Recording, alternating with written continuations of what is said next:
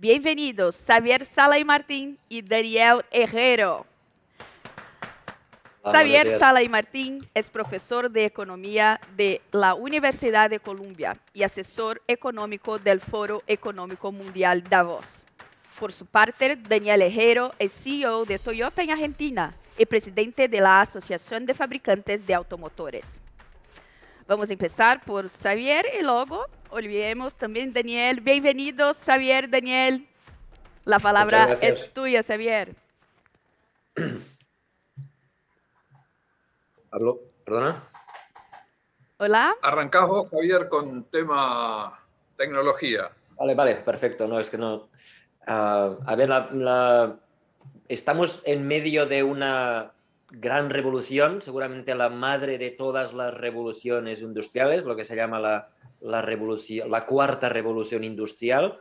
Y, digamos, las anteriores revoluciones industriales estaban asociadas a un cambio tecnológico profundo, la primera con la máquina de vapor, la segunda con la electricidad, la tercera con la revolución, digamos, de las computadoras y las redes de, digamos, de telefonía móvil, y ahora estamos en una cuarta revolución industrial que se caracteriza no por una tecnología, sino por una enorme cantidad de nuevas tecnologías, desde tecnologías de robótica y nanorobótica, que hacen que lo que ya estamos automatizando dentro de las fábricas en entornos controlados, pues pase a entornos más abiertos. Estamos la revolución de los nanomateriales, que es una especie de alquimia moderna donde estamos inventando materiales nuevos, algunos de los cuales son competencia o complementariedad con el acero. Estamos en la revolución de la intermediación que cambia los modelos de negocio bancarios, empresas como Uber o Airbnb o los nuevos tipos de banco. Estamos en la revolución de las tecnologías financieras, las fintech, las criptomonedas, el blockchain, la impresión 3D que nos permite repatriar una parte de las industrias que se fueron hacia países de salarios bajos en las últimas décadas, y sobre todo, dos grandes tecnologías que van a cambiarlo todo. La primera es la tecnología, digamos, biológica. Por primera vez podemos editar ADN, podemos crear seres vivos nuevos, incluso podemos llegar a crear seres humanos distintos, que va a acabar con el Homo sapiens tradicional y vamos a tener nuevos seres humanos creados, diseñados con inteligencias superiores, con cuerpos superiores, con ojos más bonitos, etcétera. Y la inteligencia artificial. Estamos entrando en el mundo de la revolución cognitiva. De momento estamos en los primeros pasos con el deep learning y el machine learning basados en redes neuronales, pero poco a poco las máquinas van a competir con los seres humanos, no en musculatura como han hecho hasta ahora, sino en potencia cognitiva, lo cual a su vez va a permitir acelerar todavía más la innovación y entrar en aspectos de nuestras vidas muy distintos, como por ejemplo, y esto es de mucha importancia para vosotros, la aparición de coches autónomos que puede llegar a revolucionar la sociedad, la propiedad, ¿no? Las ganas de ser propietario de automóviles y la manera como nos organizamos los seres humanos. Por lo tanto, estamos llegando a tiempos muy, digamos, interesantes, porque, digamos, estamos creando un futuro, todavía es incierto, todavía no sabemos los costes que va a tener, pero claramente un futuro distinto.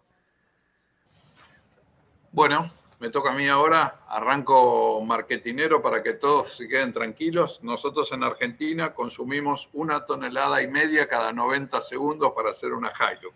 Así que creo que por un largo plazo vamos a seguir usando aceros. Pero sí es correcto lo que dice Xavier, atravesamos un momento de cambio quizás más fuerte de los últimos 100 años y empezamos a cambiar de lo que era un auto concebido como una plataforma de hierro a considerar el auto como una plataforma digital de movilidad. Y eso significa poner tecnologías desde lo que es la electrificación del vehículo, de su conectividad, inteligencia artificial y obviamente autos autónomos. Entonces creo que es un proceso de transformación muy, muy fuerte y también ligado a lo que es ese camino al carbono neutral en donde la industria automotriz tiene un rol preponderante. Entonces creo que lo que vamos a ver hacia adelante es un liderazgo digital sobre el vehículo y empezar a buscar cómo podemos usar esas nuevas tecnologías que cada vez son más revolucionarias para solucionar los requerimientos de nuestros clientes. Hoy ya estamos viendo autos que con algoritmos predictivos pueden guiar al que lo está manejando, puede prevenir un accidente, hasta puede ajustar su modo de funcionamiento de acuerdo al requisito de cada situación o de cada clima. Entonces creo que el gran secreto es cómo nos adaptamos a esas tecnologías y cómo las implementamos en esquemas de producción regionales y competitivos que nos permitan seguir creciendo y obviamente teniendo en cuenta que esa velocidad o la disrupción de las tecnologías hace que el que no esté en la vanguardia quizás pierda el juego. Si hablamos de Toyota, en este año se anunciaron prácticamente 14.000 billones de dólares en inversión en nuevas tecnologías, tendiente a buscar esas soluciones que el mundo va a necesitar en términos de movilidad. Y cuando digo soluciones es, quizás en una ciudad urbana usemos un vehículo eléctrico, pero si vamos a Brasil, en donde el etanol proveniente de la caña de azúcar es una estructura quizás sustentable en términos de carbono neutral, va a necesitar un auto híbrido para recorrer largas distancias. Y por qué no, en un transporte pesado, un vehículo con celdas de hidrógeno. Entonces creo que lo que vamos a ver por delante son muchos trajes a medida y vamos a empezar a ver un liderazgo más digital que industrial en lo que hacemos. Nuestro secreto es combinarlo y capacitarnos para ese futuro. Te dejamos a vos, Javier, que sigas. Sí, no, podemos hacer preguntas, ¿no? Nos podemos preguntar, Sí. porque una cosa que a mí me interesa mucho es cómo puede afectar todas estas tecnologías, digamos, a la sociedad en su conjunto y digamos, a las familias en particular. Y yo creo que todavía estamos lejos del automóvil que se autoconduce totalmente solo, ¿eh?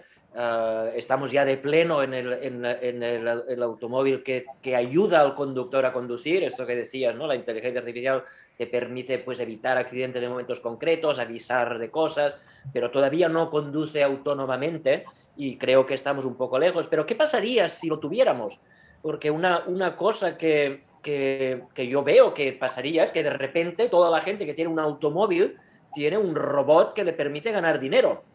Es decir, de repente tu automóvil te llevas a trabajo y luego le dices al automóvil, oye, mientras yo estoy trabajando, vete a hacer unos viajes de Uber y ganas dinero para mí. Y esto va a cambiar, yo creo, la estructura de la propiedad, ¿no? ¿Cuántos coches querremos tener? O querremos tener coches privados, digamos, o cómo. Entonces, y esto va a tener un cambio en la propiedad de no solo de los automóviles, sino de las máquinas, ¿no? ¿Quién va a ser propietario de las máquinas? Y, sobre todo, ¿cuántas máquinas vamos a querer? De repente la gente, vosotros trabajáis sobre hipótesis sobre si la gente va a querer tener más automóviles, menos automóviles y cuál va a ser la implicación sobre la demanda de acero, por ejemplo, de todo un cambio de esta magnitud. Bueno, indudablemente nosotros lo que evaluamos es que hay dos tipos de consumidores, el emocional y el racional. El racional es un poco el que vos acabás de describir, que sabe que su auto pasa estacionado el 80% del tiempo. Entonces, si el auto fuese un robot y fuese de conducción autónoma, indudablemente podría prestar servicios e ir hacia adelante.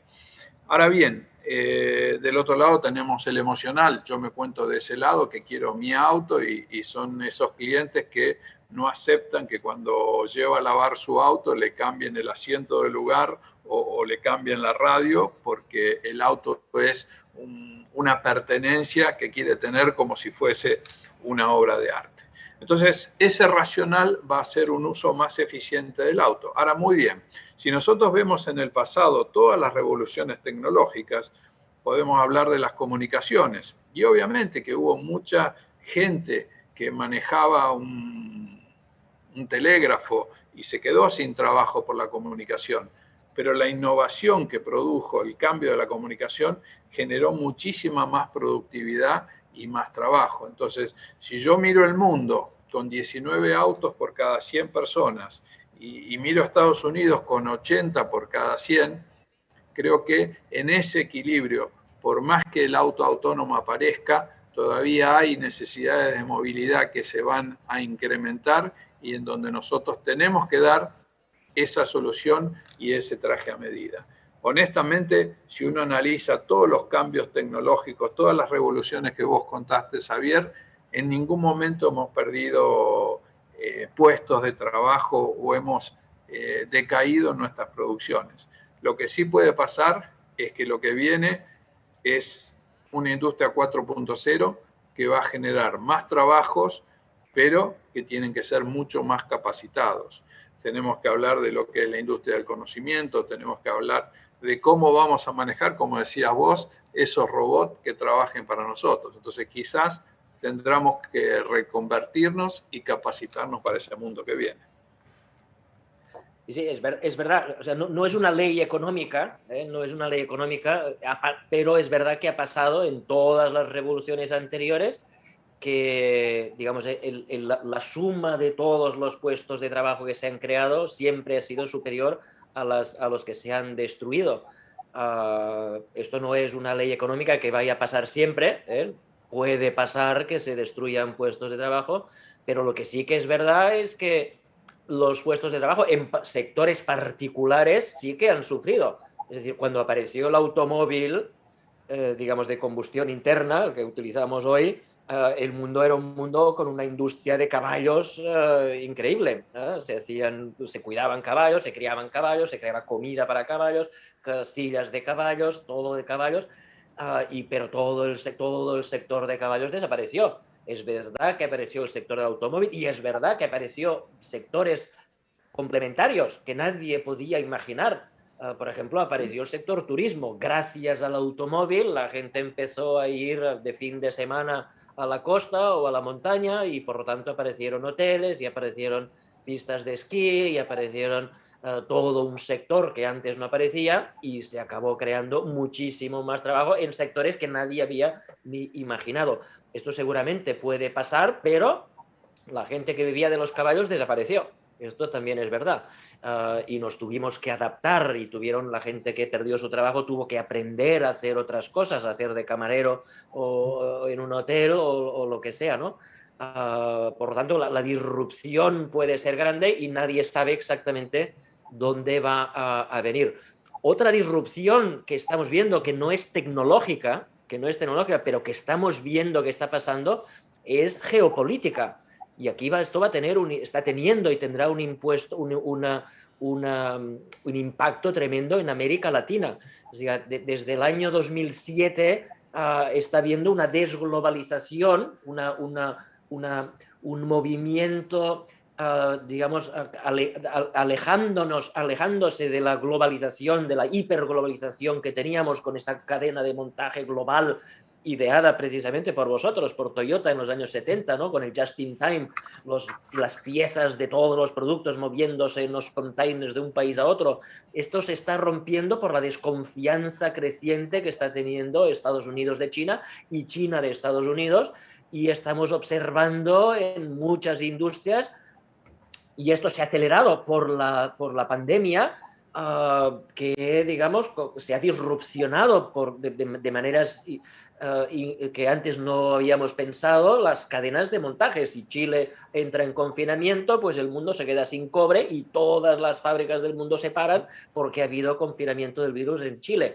Y estamos moviéndonos desde el just in time hasta el just in case, por si acaso esto pasa, estamos creando unas cadenas de globalización menos perfectas, pero más seguras, y esto está dando lugar al reshoring y al nearshoring, es decir, queremos que las cosas se produzcan cerca. Y obviamente uno de los grandes beneficiados, si se hacen las cosas bien, puede ser América Latina, porque, digamos, está cerca del gran mercado mundial que son los Estados Unidos. Eso sí, hay que hacerlo bien, hay que trabajar en las instituciones, las infraestructuras, la regulación, las leyes, el sistema financiero, la gestión moderna de las empresas, la innovación, todo esto. Si América Latina lo hace bien, tiene una gran oportunidad, no de la tecnología, pero sí de la geopolítica, de la nueva geopolítica que yo veo que va a determinar el futuro del mundo en los próximos 10, 15 años. Sí, ahí yo coincido totalmente, ¿no? Hoy estamos hablando de que aquellos que tuvieron cadenas más cortas de suministro son los que han pasado con mayor facilidad toda esta pandemia, ¿no? El gran tema o la discusión que uno tiene en ese camino es si la cadena es corta y hago todo de todo, voy al riesgo de perder la competitividad de lo que hago. Entonces, si ponemos el ejemplo de la Argentina, en términos de producción automotriz, hoy nos convertimos en el cuarto productor de pick-up del mundo. Obviamente también, al ser el cuarto productor de pick-up, hace que gradualmente hayamos podido localizar la producción de partes para pick-up en Brasil y Argentina, porque obviamente teníamos una escala de demanda que permite que una pick-up hecha en la Argentina hoy sea igual de competitiva que una hecha en Tailandia. Entonces creo que es algo para medir y creo que, bueno, vos lo definiste, ¿no? Una manera de competir globalmente es ser fuerte regionalmente, ¿no? Entonces creo que hay un mercado muy interesante en toda Latinoamérica que tiene por crecer. Tenemos una gran oportunidad y en términos de industria automotriz, si juntamos Brasil y Argentina, estamos hablando de más de 3.000 proveedores que pueden hacer esa cadena corta competitiva y eficiente para lo que viene. Y sí, quizás es una gran preocupación, y te pregunto a vos, ¿no? En términos de lo que ves hacia adelante, es si una región como Latinoamérica, que tiene tanta capacidad desde el punto de vista de sus recursos, no tiene que empezar a trabajar un poquito más en los talentos o en la creación de talentos para esa disrupción tecnológica que viene. Y yo hago el ejemplo, soy amante del automovilismo, ¿no? Entonces creo que estábamos un pasito atrás y de golpe y porrazo la lluvia puso un pescar y nos puso otra vez recuperando la vuelta y en condición de tomar una posición de ganador en el muy corto plazo, ¿no? Pero el talento es la pregunta que te dejo para vos. Absolutamente de acuerdo. Es verdad, digamos, estamos asistiendo a una segunda oportunidad, pero esto no quiere decir que simplemente por estar en la región que estás o simplemente porque, digamos, tienes recursos naturales o recursos de otro tipo, vas a salir ganando. En la nueva carrera, en la segunda vuelta, en la segunda oportunidad que nos da la historia, digamos, el mundo es distinto de antes y yo creo que de manera correcta analizas como uno de los grandes puntos de la ventaja competitiva tiene que ser la educación. Hoy día, digamos, el talento innato y el talento adquirido van a jugar un papel fundamental en las nuevas tecnologías, porque las nuevas tecnologías son complementarias con el capital humano. Y esto solo se puede conseguir con inversión en la educación correcta. Y correcta quiere decir que, digamos, yo creo que América Latina tiene un sistema educativo para la gran mayoría de los ciudadanos obsoleto. Un sistema educativo ideado en el siglo XIX, donde, digamos, siglo XIX es el siglo donde había escasez de datos, ¿no? Y cuando había escasez de datos, pues la manera de educar a la gente es ponerle datos en el cerebro, y la educación básicamente consistía en memorizar datos. Hoy día tenemos exceso de datos y hoy día lo que debemos tener no es, digamos, capacidad de memorizar estos datos, sino capacidad de seleccionar los buenos datos de los malos datos, los fake news de los real news, lo que es científico de lo que es vudú. Es necesario enseñar a la gente, a los estudiantes, a ser innovadores, a crear, a pensar distinto, no a reproducir lo que dicen los profesores. Digamos, hay que enseñar a ser flexible, a ser resiliente. Yo no sé cómo se enseña la resiliencia, pero vivimos en un mundo donde cuando cambian las tecnologías rápidamente, uno va a tener que cambiar con las tecnologías. Lejos ya queda el mundo en el cual uno aprendía una profesión, a los 22 años acababa de estudiar y el resto de la vida hacía la misma profesión todo el día. Esto se acabó. Los trabajos permanentes están desapareciendo, la gente tiene que ir cambiando, pero tenemos que darles las herramientas para cambiar. Por lo tanto, hay que cambiar el enfoque entero de la educación, pero sobre todo, hay que generalizar la educación. Uno de los grandes problemas de todos los países de América Latina son las desigualdades económicas, pero que son desigualdades económicas no fruto de las herencias, sino fruto de la herencia educativa. Unos niños pequeñitos van a escuelas buenas, otros van a escuelas malas. Los buenos los conozco yo porque acaban viniendo a Columbia y a Harvard y a Yale y toda esta gente lo conocemos. Es decir, que en América Latina hay escuelas suficientemente buenas para competir con todo el mundo y sus estudiantes los tengo yo en mi clase. El problema es el 99% de los estudiantes no tiene acceso a esta educación y esto es lo que se debe cambiar en América Latina. Existe una oportunidad, pero yo creo que debe venir algún presidente a poner, digamos, la educación como prioridad absoluta. Sí, yo ahí coincido totalmente y siempre pongo el ejemplo, ¿no?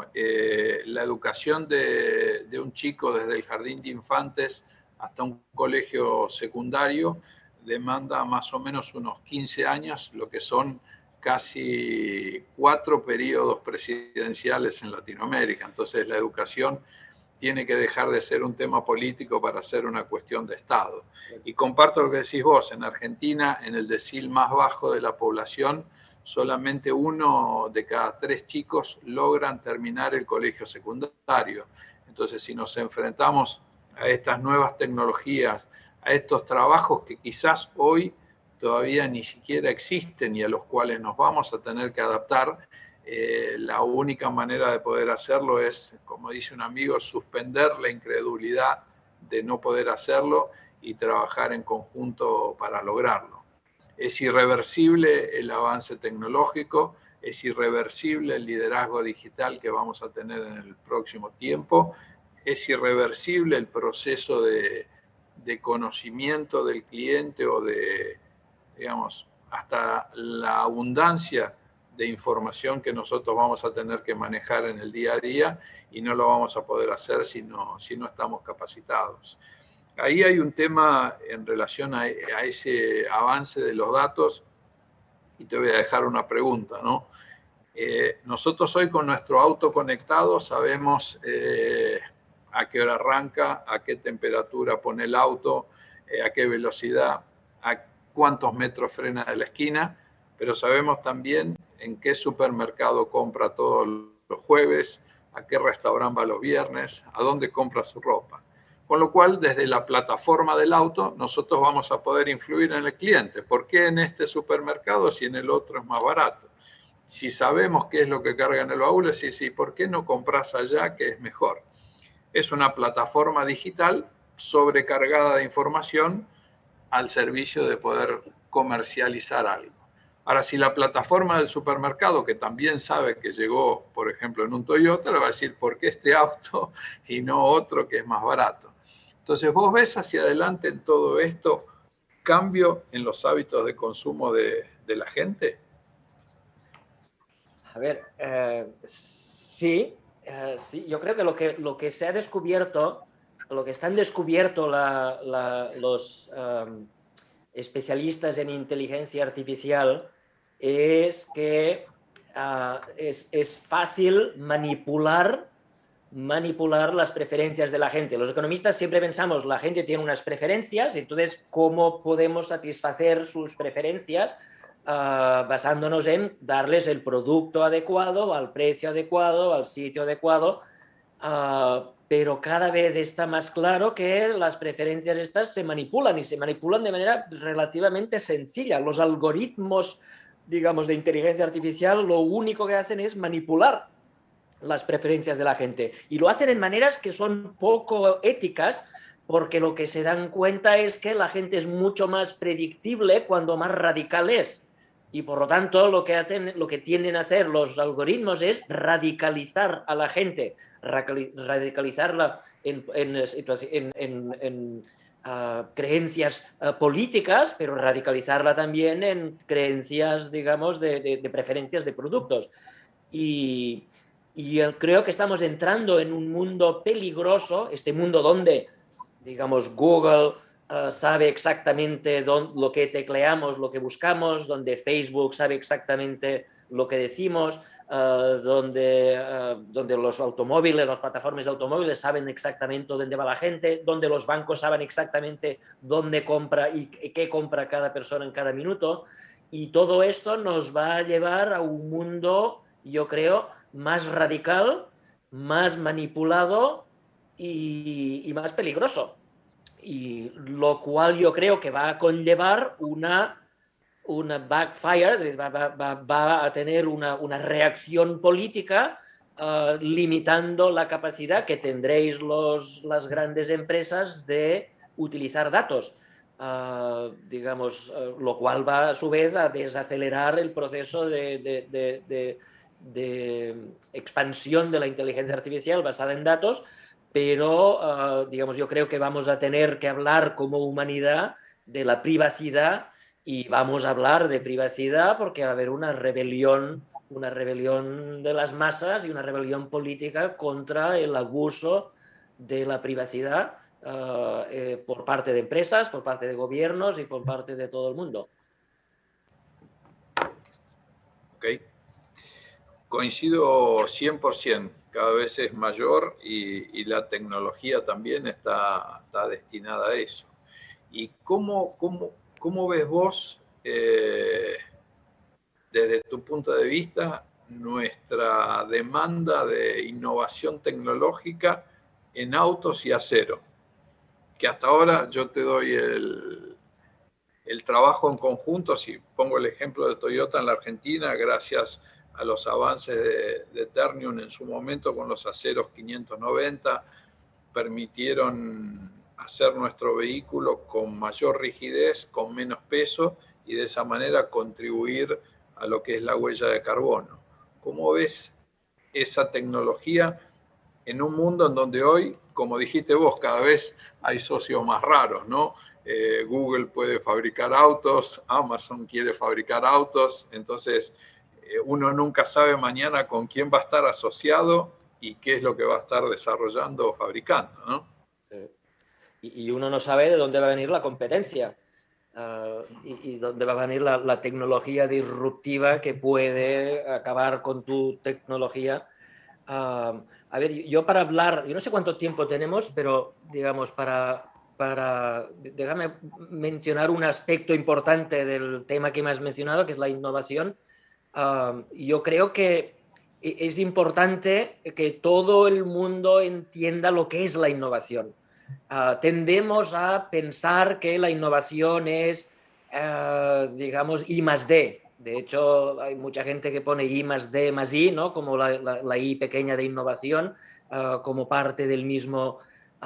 Pero, digamos, la innovación es un problema, es una idea, un concepto que va mucho más allá de la innovación. De hecho, la mayor parte de innovaciones no vienen del I+D. La innovación es hacer cosas nuevas o hacer cosas antiguas con procedimientos nuevos. Pero, digamos, la innovación de verdad, digamos, no viene del I+D. fijaos en los grandes cambios tecnológicos no vienen de I+D. Y a veces quien evita el I+D, el gran peligro de la innovación tecnológica es, digamos, el core business. Fijaos, por ejemplo, lo que pasó con Nokia. Nokia era la empresa de telefonía que más invertía en I+D en todo el mundo. De hecho, competía con el automóvil y las farmacéuticas, que son los grandes inversores de I+D en el mundo. Competían, digamos, en cantidad de dinero gastado en I+D, y Nokia se fue, digamos, hizo bankruptcy en 2013 a pesar de tener esto. ¿Por qué? ¿O por qué Kodak, que era también el gran líder de la fotografía, por qué pasó? ¿Por qué ambas empresas quebraron? Pues porque el gran enemigo de la innovación a veces es la propia empresa. Y el gran enemigo es el core business. Sobre todo cuando las cosas te van bien, intentas no cambiar. Yo ya estoy ganando dinero con lo que hacemos ahora. Nokia ganaba dinero con los teléfonos tontos. ¿Para qué vamos a hacer teléfonos inteligentes? Pues el que tuvo que venir fue Steve Jobs, que no estaba metido en el negocio de los teléfonos, con su nueva idea que era el iPhone, y así creó los teléfonos inteligentes, y en menos de 6 años Nokia había hecho quiebra. Era el líder mundial, vendía 250 millones de teléfonos. Pero quien mató a Nokia fueron los directivos de Nokia, que quisieron casarse con la tecnología que funcionaba. Y aquí puede estar pasando un poco lo mismo, ¿no? Hay gente ahora que les va muy bien con las tecnologías anteriores y que van a intentar evitar que cambie la tecnología, o van a intentar querer casarse con la tecnología anterior. El problema es que el mundo va a seguir. Y aunque tú intentes frenar el teléfono inteligente, aunque tú te intentes frenar la fotografía digital que acabó matando a Kodak, el mundo va a seguir. Y la tecnología va a aparecer. No es posible parar las tecnologías, y por lo tanto, o bien adaptas tu core business a la innovación, tienes que aprender a cambiar las cosas incluso cuando te va bien, o vas a acabar muriendo por más bien que te vayan las cosas en la actualidad. Xavier, Yo Daniel, Sí. muchas gracias. Un placer acompañar esta conversación. Nuestro tiempo ya se encerró, una pena, pero muchas gracias. Fue de verdad un placer oírlos. Un buen día a todos. Gracias. Muchísimas gracias. Gracias.